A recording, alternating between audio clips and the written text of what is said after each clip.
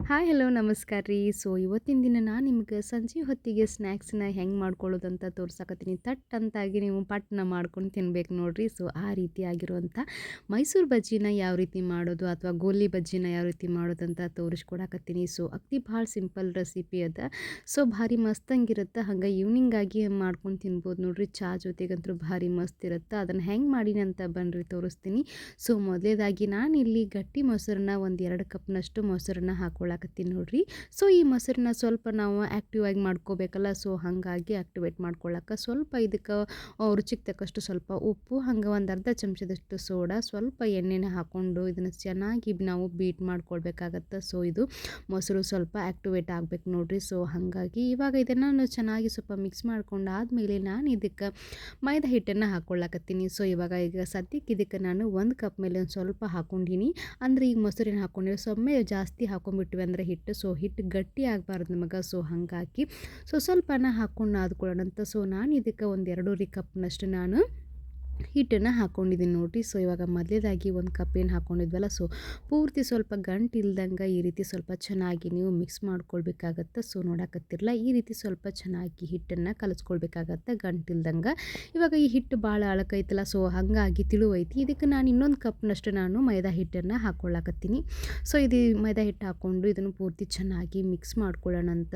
ಈ ರೀತಿ ಮೈಸೂರು ಬಜ್ಜಿನ ನಾನು ತೋರಿಸಿದಂಥ ಸ್ಟೈಲ್ ಒಳಗೆ ಮಾಡ್ಕೊಂಡು ತಿಂದು ನೋಡಿರಿ, ಭಾರಿ ಮಸ್ತ್ ಇರುತ್ತೆ. ಹಾಗೆ ಕೂಡ ಮೇಲ್ಗಡೆ ಕ್ರಿಸ್ಪಿಯಾಗಿ ಒಳಗಡೆ ಸಾಫ್ಟಾಗಿ ತುಂಬ ಚೆನ್ನಾಗಿರುತ್ತೆ ನೋಡಿರಿ.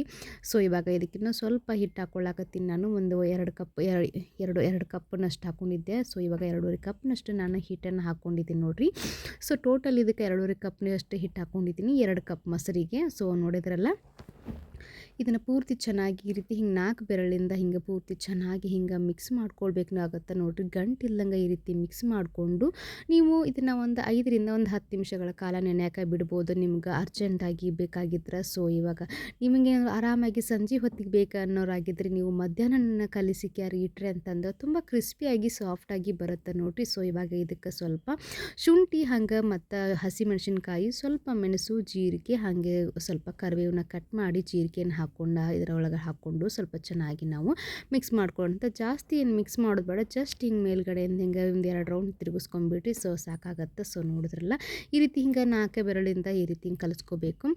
ಕೈನ ಪೂರ್ತಿ ಹಸಿಯಾಗಿ ಮಾಡ್ಕೊಂಡ್ಬಿಟ್ಟು ಹಿಂಗೆ 4 ಬೆರಳಿಂದ ಹಿಂಗೆ ತೊಗೊಂಡು ಹಿಂಗೆ ಜಸ್ಟ್ ಹಿಂಗೆ ಬಿಡ್ಬೇಕು ನೋಡಿರಿ. ಅದರ ಎಣ್ಣೆ ಒಳಗೆ ರೌಂಡ್ ಶೇಪ್ ಬರುತ್ತೆ. ಇನ್ನೊಂದು ಸರಿ ತೋರಿಸ್ತೀನಿ. ಕೈಗೆ ಯಾವಾಗಲೂ ಸ್ವಲ್ಪ ನೀರು ಹಸಿಯಾಗಿರಲಿ. ಹಂಗಂತ ಜಾಸ್ತಿ ನೀರು ತೊಗೊಂಡು ಹಾಕೋಕೆ ಹೋದ್ರಂತಂದ್ರೆ ಕೈ ಸುಡುತ್ತೆ. ಎಣ್ಣೆ ಕಾದಿರುತ್ತಲ್ಲ, ಹಾಗಾಗಿ ನೋಡಕತ್ತಿರಲಿ ಇವಾಗ ಎಣ್ಣೆ ಕಾದೈತಿ. ನೋಡಿರಿ ನಾನು ಯಾವ ರೀತಿ ಬಿಡ್ತೀನಂತ. ಹಿಂಗೆ ಇದೆ, ಜಸ್ಟ್ 4 ಬೆರಳಿಂದನೇ ಹಿಂಗೆ ತೊಗೊಂಡು ಹಿಂಗೆ ಬಿಡ್ಬೇಕು ನೋಡಿರಿ. ಎಣ್ಣೆ ಒಳಗೆ ರೌಂಡ್ ಶೇಪ್ ಬರುತ್ತೆ. ಈಗ ಗ್ಯಾಸನ್ನು ನೀವು ಜಾಸ್ತಿ ಇಡಕ್ಕೆ ಹೋಗಬೇಡ್ರಿ, ಸ್ವಲ್ಪ ಮೀಡಿಯಮ್ ಆಗಿ ಇಟ್ಕೊಂಡಿರಿ.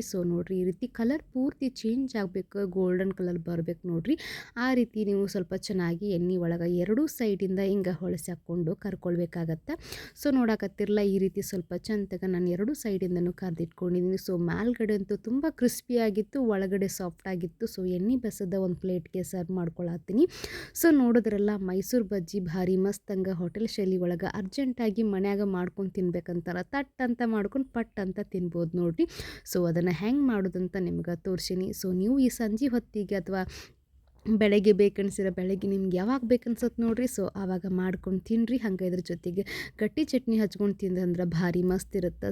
ಇದನ್ನು ಇವತ್ತಿನ ದಿನ ನಾನು ನಿಮ್ಗೆ ಹೆಂಗೆ ಮಾಡೋದಂತ ತೋರಿಸೀನಿ. ಮರೀದೆ ನಮ್ಮ ಚಾನಲ್ನ ಸಬ್ಸ್ಕ್ರೈಬ್ ಮಾಡ್ಕೊಳ್ರಿ. ಮತ್ತೆ ಸಿಗ್ತೀನಂತ್ರಿ. ನಮಸ್ಕಾರ ರೀ.